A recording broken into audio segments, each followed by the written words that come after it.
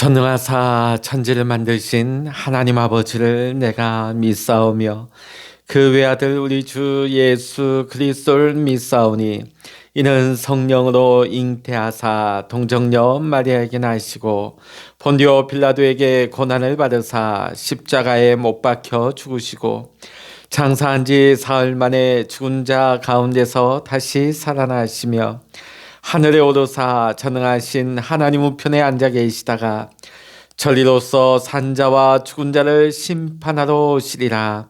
성령을 믿사오며 거룩한 공회와 성도가 서로 교통하는 것과 죄를 사하여 주시는 것과 몸이 다시 사는 것과 영원히 사는 것을 믿사옵나이다. 아멘.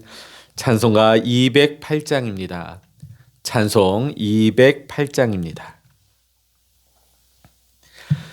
내 주의 나라와 주 계신 성전과 피 흘려 사신 교회를 늘 사랑합니다.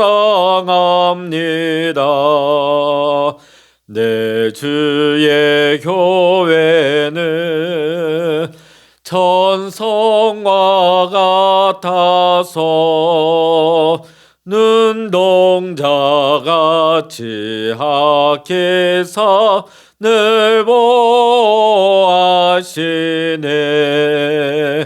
이 교회 위하여 눈물과 기도로 내 생명 다하기까지 늘 봉사합니다. 성도의 교제와 교회의 위로와 그 주와 맺은 언약을 늘 기뻐합니다. 하늘의 영광과 베푸시는 은혜가 진리와 함께 영원히 시온에 넘치네.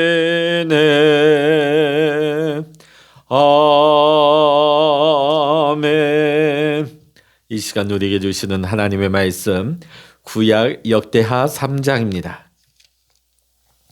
구약 역대하 3장 1절로부터 마지막 17절까지 함께 읽겠습니다.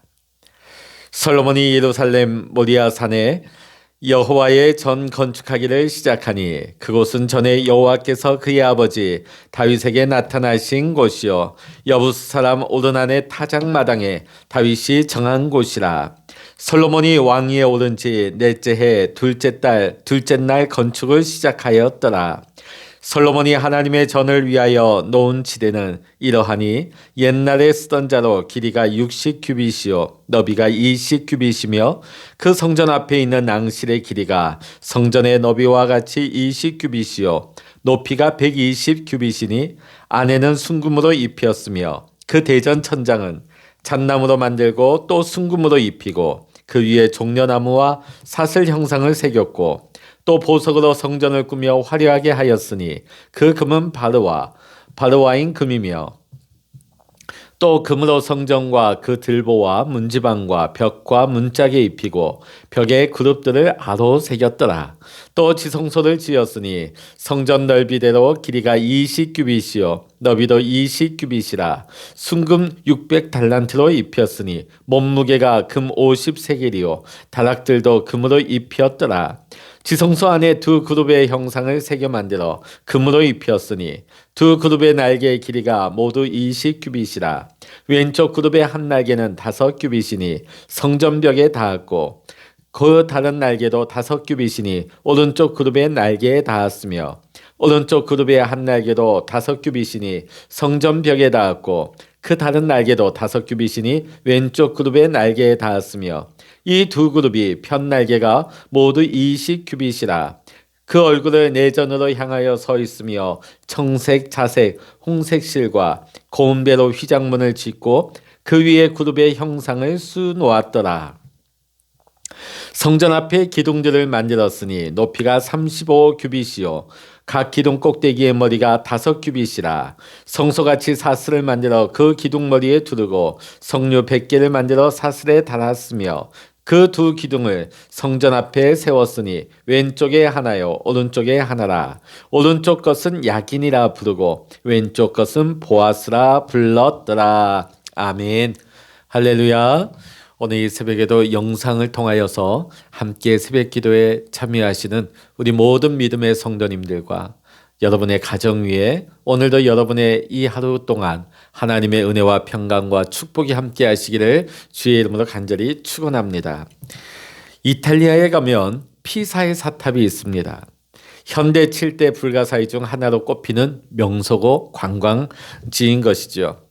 해마다 이 탑은 조금씩 기울어져 갔습니다. 그런데 오랫동안 보수공사를 해서 이제는 더 이상 기울어지지 않는다고 합니다. 그럼 이 피사의 사탑이 왜 이렇게 해마다 기울어져 갔을까요? 다름 아닌 부실공사 때문에 그랬다고 합니다. 근데 그 부실 건물이 유네스코 세계문화유산에 등재가 되었고 세계적인 관광 명소가 되었다는 것은 참으로 아이러니한 일이 아닐 수 없습니다. 예나 지금이나 건물을 세우는 데 있어서 기초공사 못지않게 중요한 것이 있다면 바로 기둥을 세우는 것입니다. 요즘식으로 표현한다면 골조공사를 말하는 것이겠지요. 눈에 보이는 건물에만 기초와 기둥이 중요한 것은 아닙니다. 우리 인생에도 기초와 기둥이 중요합니다. 우리 가정에도 우리 기업이나 국가에도 기초와 기둥이 매우 중요합니다. 더군다나 하나님의 교회에도 우리의 신앙생활에도 기초와 기둥은 있어야 흔들리거나 쓰러지지 않습니다. 이것은 필수적으로 있어야 할 기초, 기둥인데 그렇다고 한다면 오늘 우리의 삶에 우리 교회에 필수적으로 있어야 할 기초는 무엇이며 기둥은 무엇이겠습니까? 오늘 역대하 3장을 보면 드디어 솔로몬이 그동안 다윗이 열심을 다하여서 재료를 준비하고 이제 솔로몬이 이제 하나님이 주신 그 모든 식양 설계도를 가지고 다윗의 유언에 따라서 성전 건축하기를 시작하고 있는 것이 기록되기 시작합니다.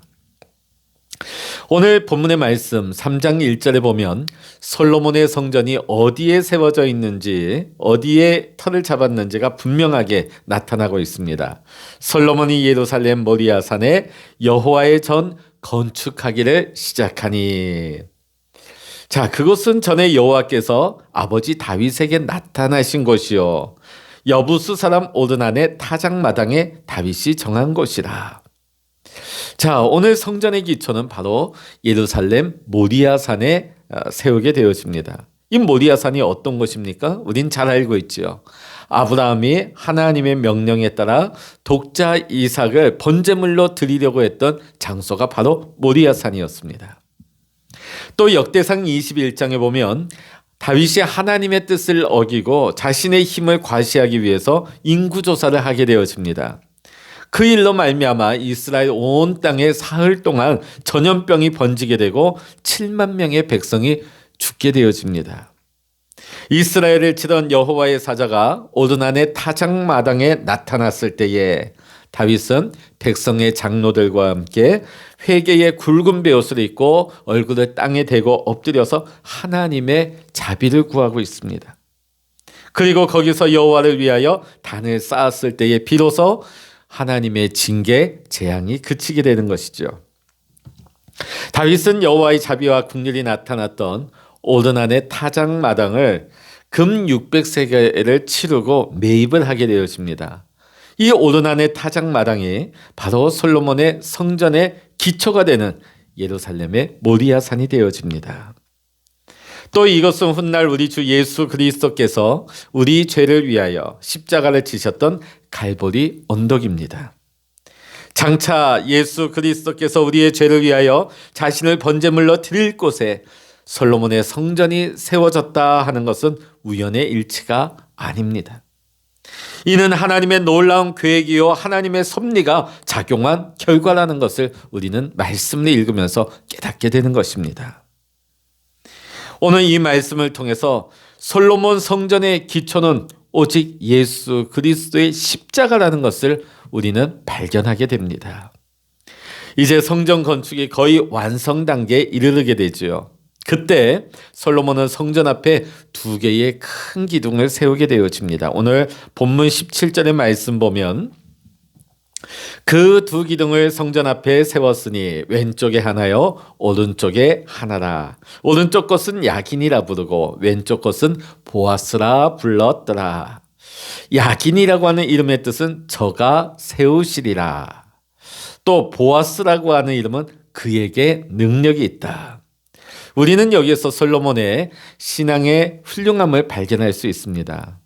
자, 우리가 일반적인 사람들 같으면 자신의 이름을 드높이고 나타내고 싶은 그런 욕망이 있죠.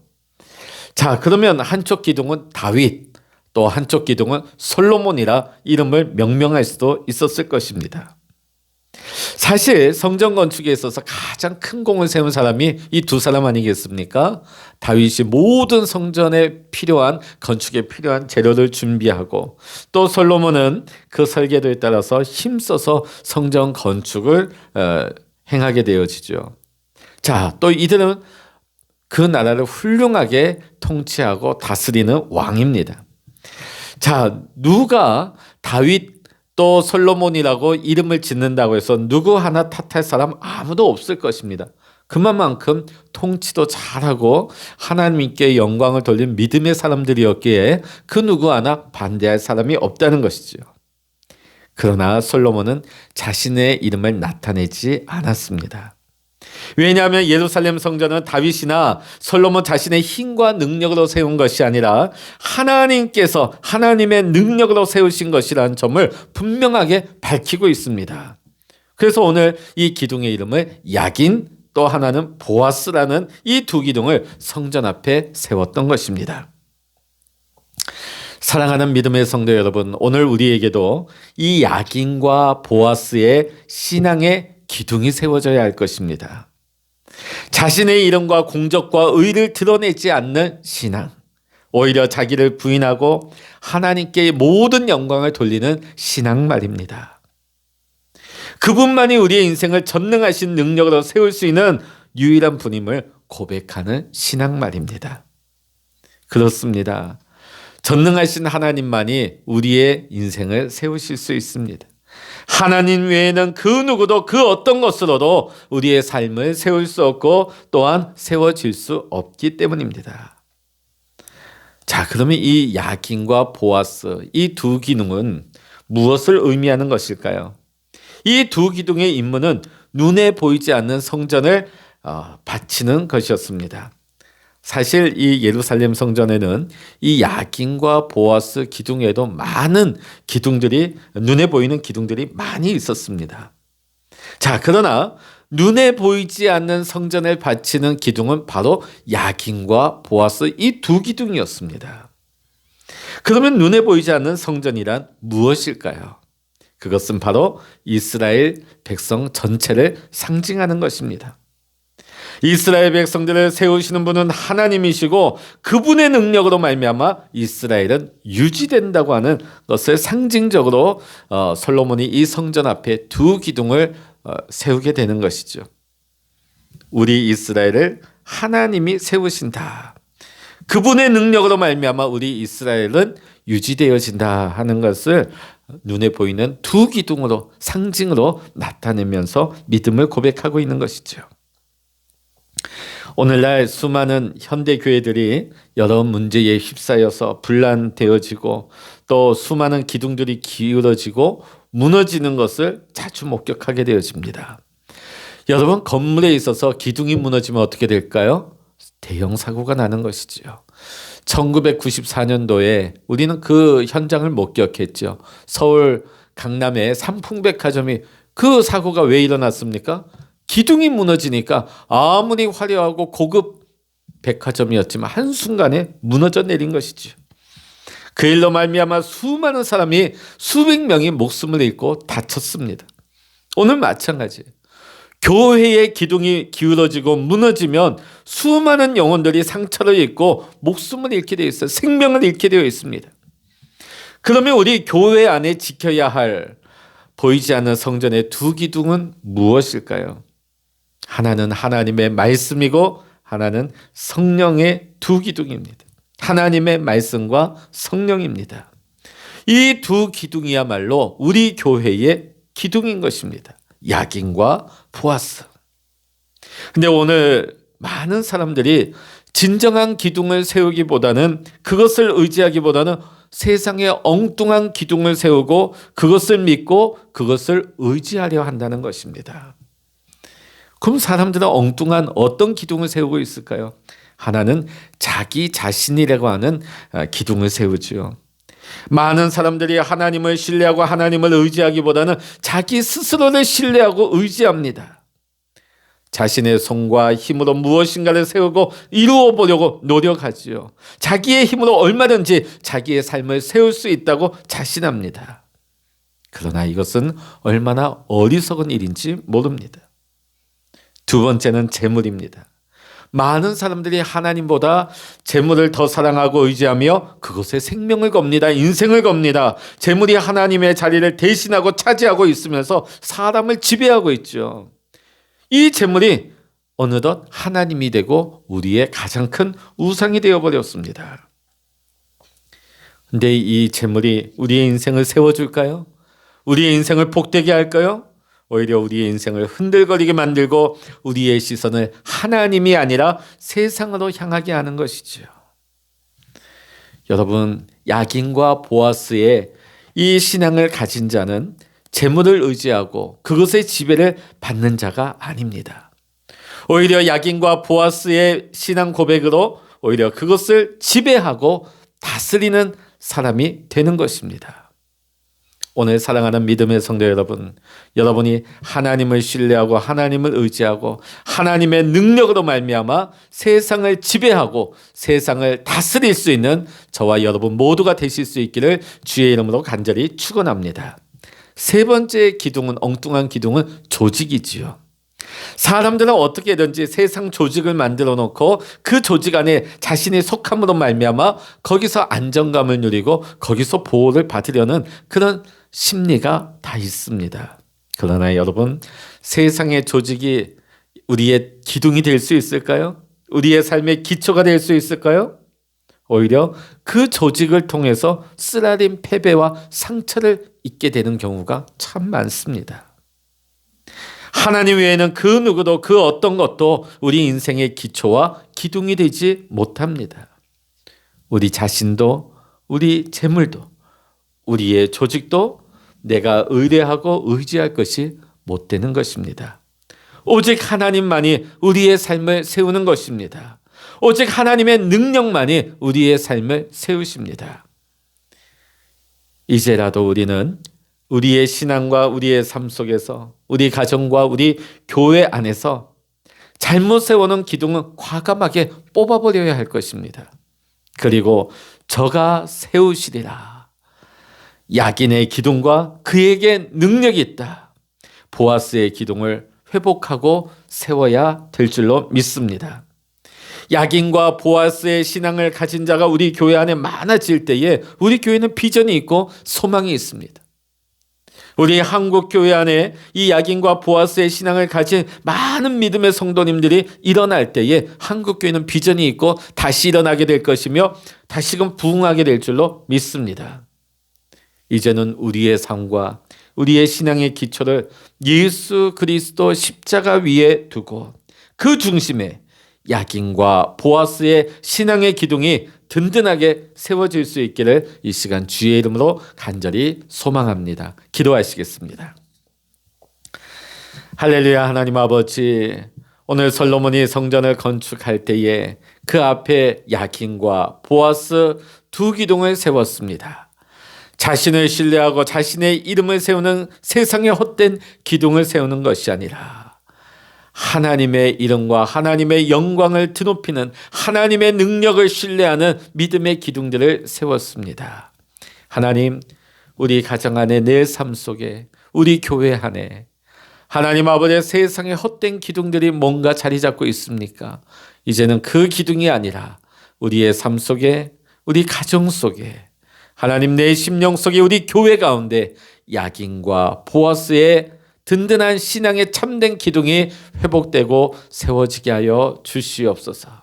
하나님 아버지, 오늘 이 새벽에도 우리가 믿음으로 기도할 때에 우리는 빌바를 다 알지 못하지만 성령 하나님께서 우리 안에 우리의 심령을 새롭게 하시고 하나님 아버지의 영으로 기도할 수 있도록 우리의 영을 새롭게 하시고 성령으로 기름 부어 주셔서 하나님 오늘 이 새벽에도 하나님과 교통하며 하나님과 교제하며 하나님을 만나며 하나님의 뜻이 우리 안에 임하는 것을 깨닫고 오늘도 하나님의 뜻 가운데 살아갈 수 있는 귀하고 복된 날의 시작이 되게 하여 주시옵소서. 모든 감사와 영광을 주님께 올려드리며 우리 주 예수 그리스도의 이름으로 간절히 기도하옵나이다. 아멘. 찬양하라 내 영혼아, 찬양하라 내 영혼아, 내 속에 있는 것들아 다 찬양하라. 기도하라 내 영혼아, 기도하라 내 영혼아, 내 속에 있는 것들아 다 기도하라. 주여 일창으로 합심하여 기도하십니다. 주여